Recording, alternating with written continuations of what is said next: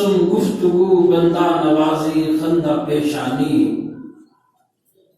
سلام اے آتشی زنجیر باطل توڑنے والے، سلام اے آتشی زنجیر باطل توڑنے والے، سلام اے خاک کے ٹوٹے ہوئے دل جوڑنے والے، سلام اے خاک کے ٹوٹے ہوئے دل جوڑنے والے، تیرا در ہو میرا سر ہو،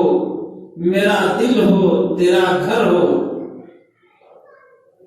تیرا در ہو میرا سر ہو، میرا دل ہو تیرا گھر ہو، تمنا مختصر سی ہے مگر تمہید طولانی۔ معزز بزرگوں، سیرت النبی صلی اللہ علیہ وسلم کے سلسلے میں چند ہفتے سے کچھ معروضات عرض کی جا رہی ہیں۔ سیرت رسول اصل میں ایک ایسا گلشن ہے، ایسا باغ ہے۔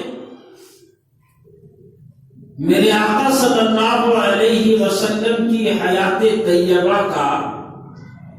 ایک ایک لمحہ، پل پل اس قدر وسیع ہے کہ آپ صلی اللہ علیہ وسلم کے سیرت پر بات کرنا اور اس کے تہ تک پہنچنا یہ انسان کے بس میں ہے ہی نہیں۔ پھر وہ ایسا ہرا بھرا اور سبز سرشت شاداب ایسا باغ ہے جو ہر طرف پھول کھلے ہوئے ہیں، آپ ایک کو پکڑ کر دوسرے کو اگنور نہیں کر سکتے۔ یہی حال جناب رسول اللہ صلی اللہ علیہ وسلم کی سیرت کا ہے کہ آپ صلی اللہ علیہ وسلم کے کیا کیا کمالات بیان کیے جائیں، کون کون سی خوبیوں سے پردہ اٹھایا جائے، کس کو بیان کیا جائے، کس کو چھوڑا جائے، آپ کے اخلاق کی بات کی جائے، آپ کے حسن کی بات کی جائے، آپ کی عبادت کی بات کی جائے، آپ کے راتوں کے جاگنے کی بات کی جائے، آپ کے اللہ سے تعلق کو بیان کیا جائے، آپ کے مخلوق کے ساتھ رحم دلی کے معاملے کو بیان کیا جائے،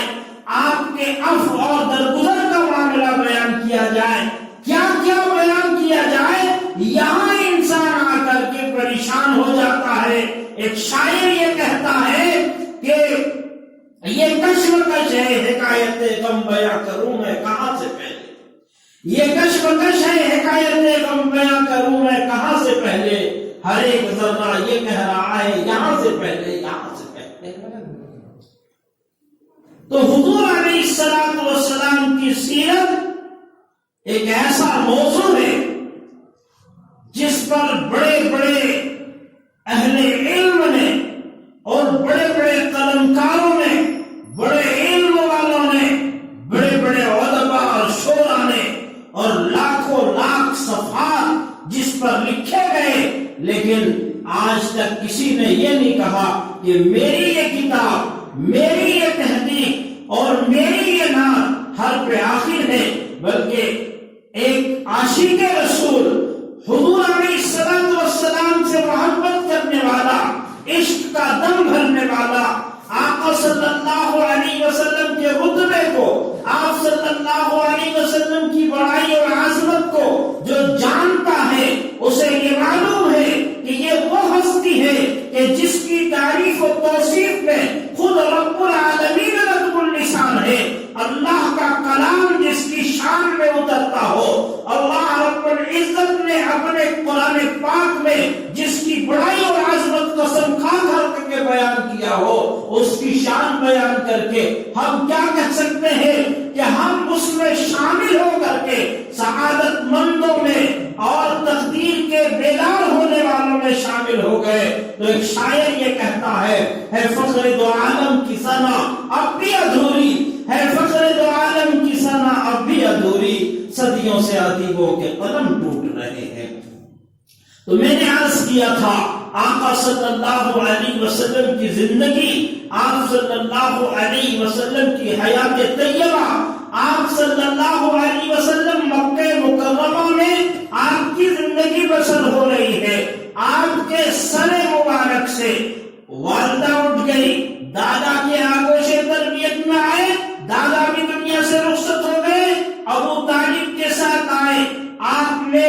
ملک شام کا سفر کیا، وہاں بحیرہ راہب میں آپ سے ملاقات ہوئی، اور بحیرہ سے کچھ بات چیت ہونے کے بعد اس نے ابو طالب سے یہ کہا کہ یہ اس امت کا نبی اور اللہ کا آخری نبی ہے، اس لیے اس میں جو علامتیں ہیں اور جو ہماری کتابوں میں جو علامت آخری نبی کی بیان کی گئی ہے، یہ اس بچے کے اندر حرف بحرف نظر آ رہی ہے. اس لیے اس کو اگر یہودی پہچان گئے تو ہو سکتا ہے قتل کر دے، آپ اسے جلدی واپس لے جائیں. ایک طرف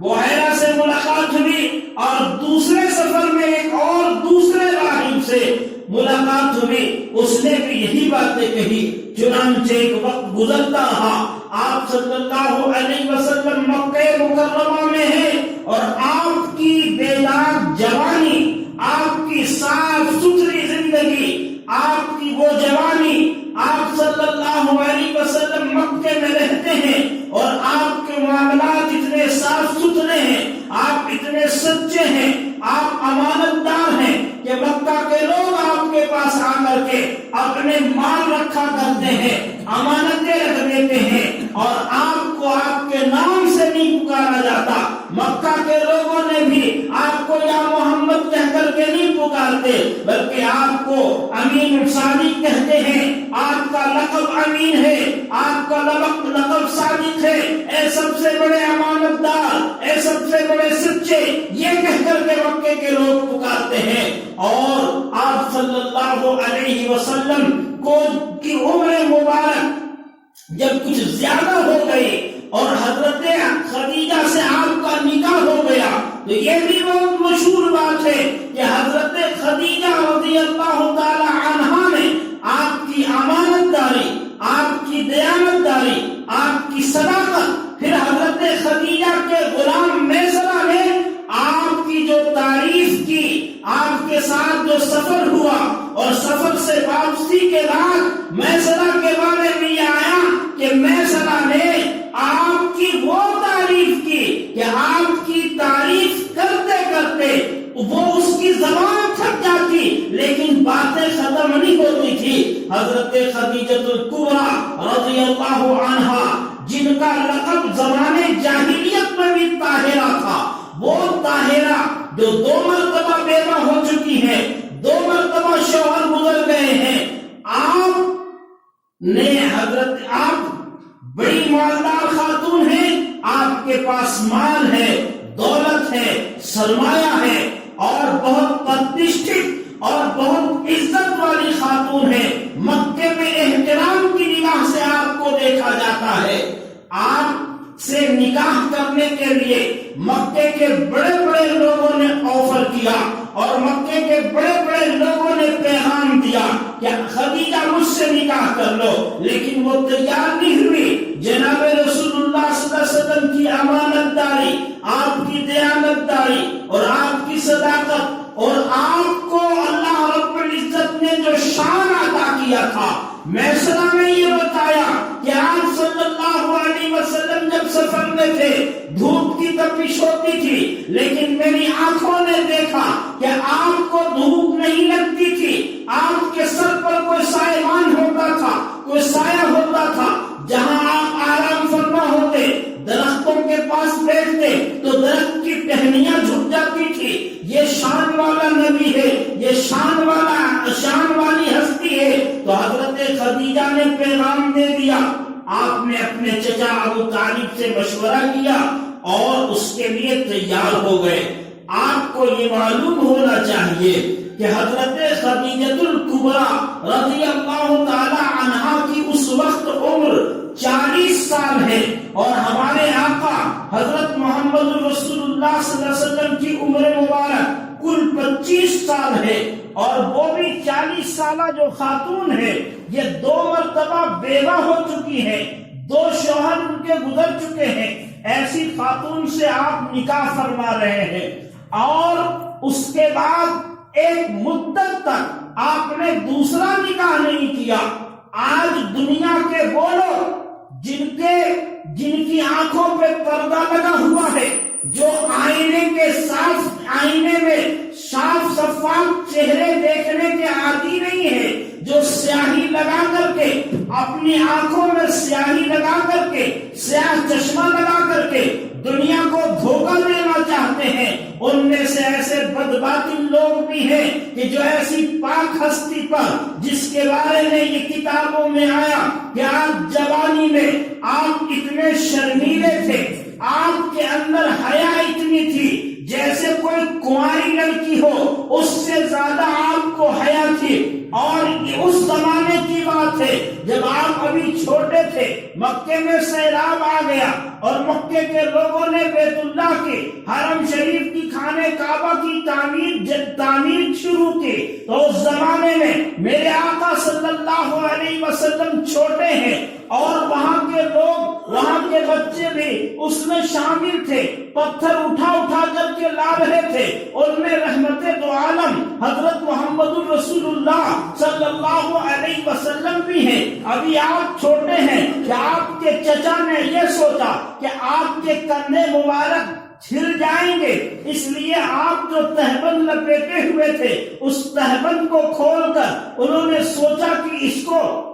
ذرا گدے دار بنا دیا جائے تو کندھے پہ رکھ لیا کریں گے۔ ادھر تہبند کا اترنا تھا کہ آقا صلی اللہ علیہ وسلم بے ہوش ہو گئے، اور پھر دوبارہ آپ نے اس کے بعد کبھی کسی نے آپ کا سطر نہیں دیکھا، ایسا باحیا، ایسا پاک اور پاکیزہ ہستی، اور ایسی پاکیزہ ہستی کے اوپر آج ناپاک قسم کے لوگ اگر انگلی اٹھاتے ہو اور یہ کہتے ہو کہ نعوذ باللہ ثم نعوذ باللہ، محمد نے 11 شادیاں کی اور وہ اس کا مزاج یہ تھا، نعوذ باللہ، اللہ کی پناہ، یہ بدباطن لوگ ہیں، انہیں یہ نظر نہیں آتا، یہ نہیں دکھائی دیتا کہ حضرت رسول اللہ صلی اللہ علیہ وسلم بغور تمہارے اگر ایسا مزاج ہوتا آپ کا تو آپ ایسی عمر میں، جس زمانے میں جوان آدمی کو جوان عورت کی ضرورت ہے، 40 سال کی بوڑھی خاتون سے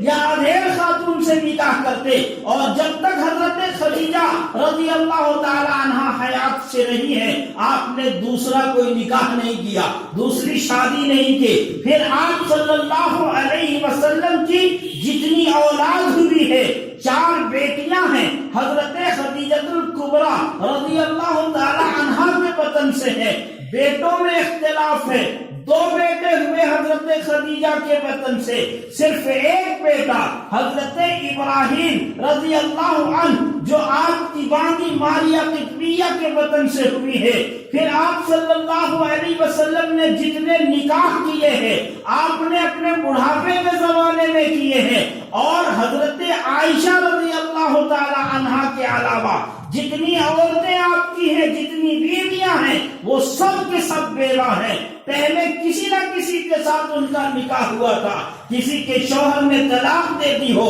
یا کسی کا شوہر انتقال کر گیا ہو، اس میں صرف یہ حکمت تھی کہ آقا صلی اللہ علیہ وسلم پوری دنیا کے لیے اور تمام انسانیت کے لیے، مردوں کے لیے بھی عورتوں کے لیے بھی، آپ تمام مخلوقات کے لیے، تمام عورتوں کے لیے، مردوں کے لیے، مومن کے لیے، کافر کے لیے، کائنات میں بسنے والے تمام انسانیت کے لیے نبی بنا کر بھیجے گئے تھے۔ آپ کی تعلیمات جس طریقے سے مردوں کے لیے ضروری تھی، عورتوں کو بھی ان تعلیمات کی ضرورت تھی۔ اسلام کے قانون اور اسلام کے مسئلے مسائل بتانے کے لیے عورتوں کی بھی ضرورت تھی، اور کچھ ایسے مسائل ہوتے ہیں کہ جو مرد عورت سے بیان نہیں کر سکتے الا یہ کہ اس کا شوہر ہو، تو اس کو بیان کرنے کے لیے عورت ہی کی ضرورت تھی۔ اس لیے آپ صلی اللہ علیہ وسلم کے پیش نظر ایک تو یہ بات تھی کہ عورتوں میں عام طور پر تعلیم کیسے دی جائے، تو حضور علیہ السلام نے یہ نکاح کیے۔ اور دوسری بات یہ تھی، عرب کا جو کلچر تھا، مکہ کا جو کلچر تھا، وہاں کی جو تہذیب تھی، اس تہذیب کے مطابق وہاں لوگوں کی شادیاں کثرت سے ہوا کرتی تھی، تو آپ نے ایک تو اس پر بھی کنٹرول کر دیا، لوگوں کو بتایا کہ حد میں رہ کر کے عام مسلمانوں کے لیے 4 بیویاں بیک وقت رکھنے کی اجازت ہے، اس میں بھی شرط کے ساتھ کہ ایک بیوی کے بعد، ایک نکاح کے بعد جب تم دوسرا نکاح اس وقت کرو جب دونوں میں برابری کر سکتے ہو، دونوں کے حقوق صحیح طور پر برابر کے ساتھ ادا کر سکتے ہو، جب تم دوسرا نکاح کر سکتے ہو۔ اور دوسری حکمت یہ تھی کہ عرب میں ایک چیز اور تھی جو عام طور پر آپ کے دشمن تھے، قبائل کے لوگ تھے جو آپ کا زور توڑنا چاہتے تھے، آپ کے دین کو مٹانا چاہتے تھے، اکثر آپ کی بیویاں ایسے ہی گھرانے سے تھی۔ آپ دیکھیں گے کہ مکے میں ابو سفیان رسول اللہ صلی اللہ علیہ وسلم کا بہت بڑا دشمن تھا، جس نے جنگ بدر میں کفار کی مشرکین کے فوج کی قیادت کی، اور ابو سفیان رسول اللہ صلی اللہ علیہ وسلم کو تکلیف دینے کے لیے کوئی موقع ہاتھ سے نہیں گواتا تھا۔ وہ بعد میں ایمان قبول کر لیے، بعد میں وہ اسلام لے آئے، بعد میں وہ صحابی ہو گئے، لیکن جب رسول اللہ صلی اللہ علیہ وسلم نے ابو سفیان کی بیٹی ام المومنین حضرت ام حبیبہ رضی اللہ عنہا، ام حبیبہ سے جب آپ نے نکاح کر لیا، اس کے بعد تاریخ یہ بتاتی ہے کہ ابو سفیان گرچہ دشمنی کرتا رہا لیکن آپ کے خلاف کبھی فوج لے کر چڑھائی نہیں کی، کبھی جنگ میں فوجوں کی قیادت نہیں کیا اس میں۔ یہ تمام حکمتیں تھی جس کی بنیاد پر آقا صلی اللہ علیہ وسلم نے 11 نکاح کیے، شادیاں کی، لوگوں کو تعلیم دینے کے لیے، عورتوں کو مسئلے بتانے کے لیے، دشمنوں کا زور توڑنے کے لیے، اور دین اسلام کو عام لوگوں تک، تمام عورتوں تک پہنچانے کے لیے۔ اور بھی بہت ساری حکمتیں ہیں جس کو بیان کرنے کے لیے ایک لمبا وقت درکار ہے۔ بس مختصر یہ کہ نبی علیہ السلام نے دنیا والوں کو یہ پیغام دیا، آپ کی پاکیزہ اور آپ کی نورانی زندگی، آپ 25 سال کے ہوئے ہیں تو آپ نے پہلا نکاح کیا، اور یہ نکاح آپ نے ایسی بیوہ کے ساتھ کیا جو 2 مرتبہ بیوہ ہو چکی تھی، چنانچہ یہ وہ عورت ہے کہ جو رسول اللہ صلی اللہ علیہ وسلم کے اوپر اپنا سب کچھ نچھاور کر دیا۔ مال کتنا تھا، مکے کی بڑی سردار، مکے کی بڑی مالدار خاتون تھی، آقا صلی اللہ علیہ وسلم کی راہوں میں آپ صلی اللہ علیہ وسلم نے جو دین پھیلانے کے لیے آپ نے جو اعلان کیا، اس کے لیے حضرت خدیجہ کا مال قربان ہو گیا۔ حضرت خدیجہ رضی اللہ تعالی عنہا نے اپنا تمام کچھ اللہ کی راہ میں لٹا دیا۔ چنانچہ ایک وقت ایسا آیا کہ آپ صلی اللہ علیہ وسلم کو خلوت پسندی، آپ خلوت میں رہنا، تنہائی میں رہنا زیادہ پسند کرنے لگے۔ چنانچہ آپ مکے کی وہ آبادی سے دور جبل نور پر جا کر کے بیٹھ جاتے، وہاں غار حرا ہے، اس غار میں بیٹھ کر آپ اللہ کے دھیان میں ڈوب جاتے اور تنہا وہیں رہتے، اور ایسا ہوتا کہ کئی روز وہیں رہ جاتے۔ پھر آپ صلی اللہ علیہ وسلم کو ایسے خواب آنے لگے تھے کہ رات میں جو کچھ خواب میں دیکھتے وہ صبح کو ہو پورا ہو جاتا تھا۔ اور یہی اثنا میں ایک وقت ایسا آیا کہ غار حرا میں آقا صلی اللہ علیہ وسلم اللہ کا دھیان لگائے ہوئے بیٹھے تھے کہ وہ فرشتے حضرت جبریل علیہ السلام آ گئے۔ اس پر علماء کا اختلاف ہے، وہ مہینہ ربیع الاول کا تھا یا پھر وہ مہینہ رمضان المبارک کا تھا.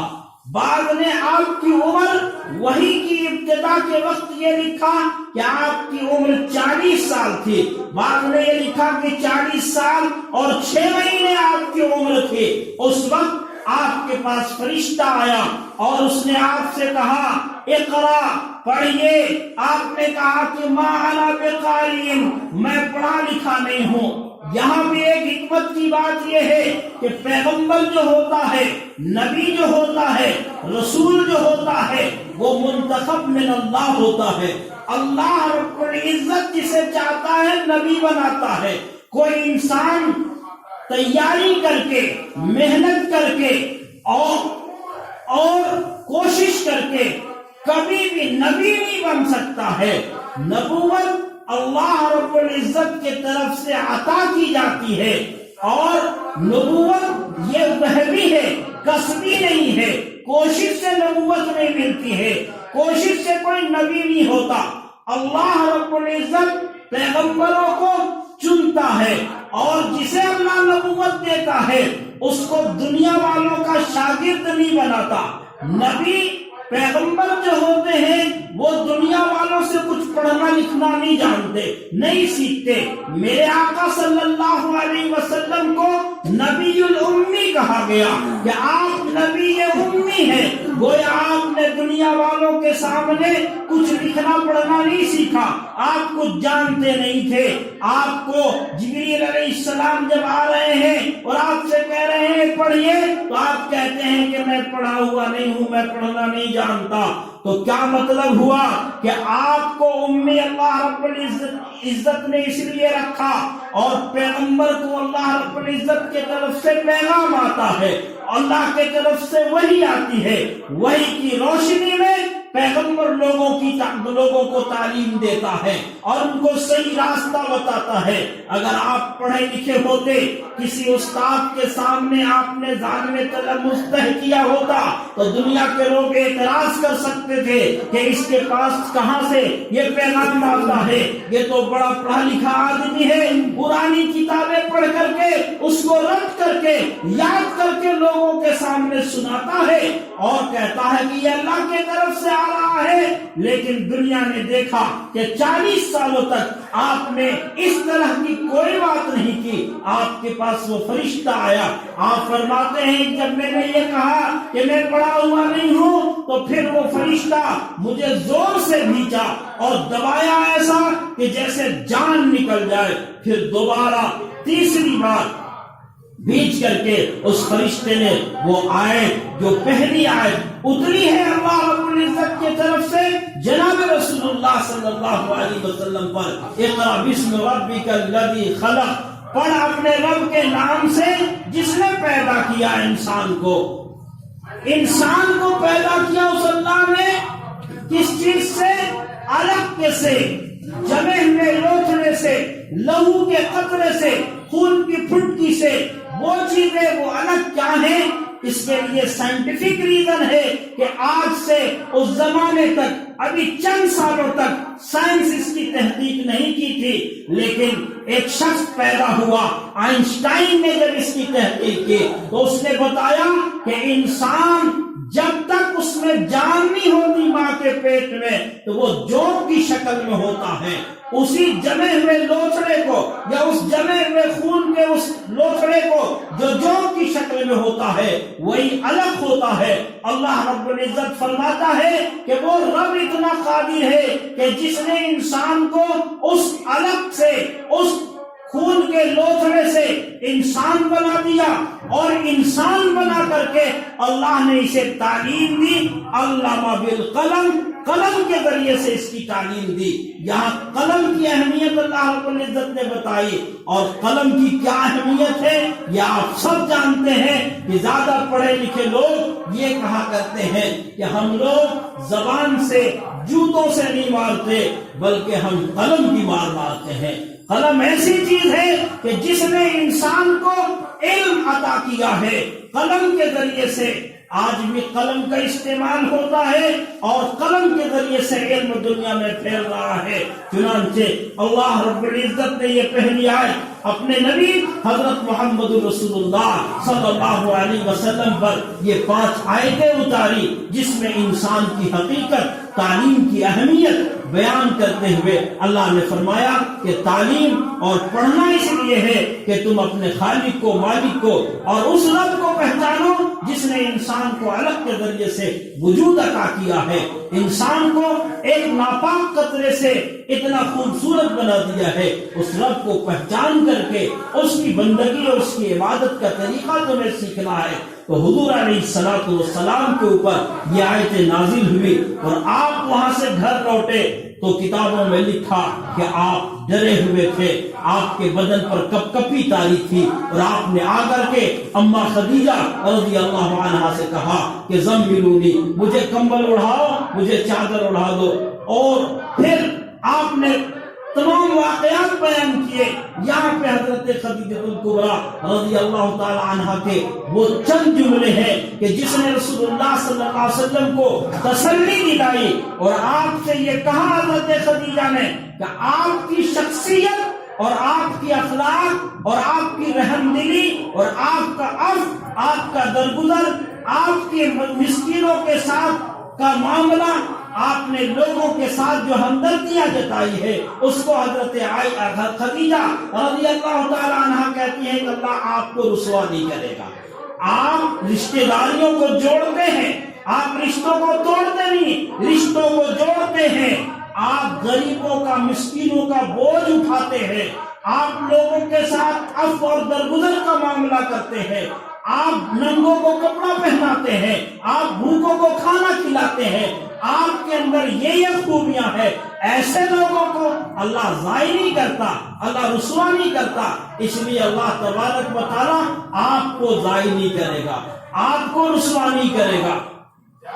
یہ تسلی کے الفاظ تھے۔ پھر حضرت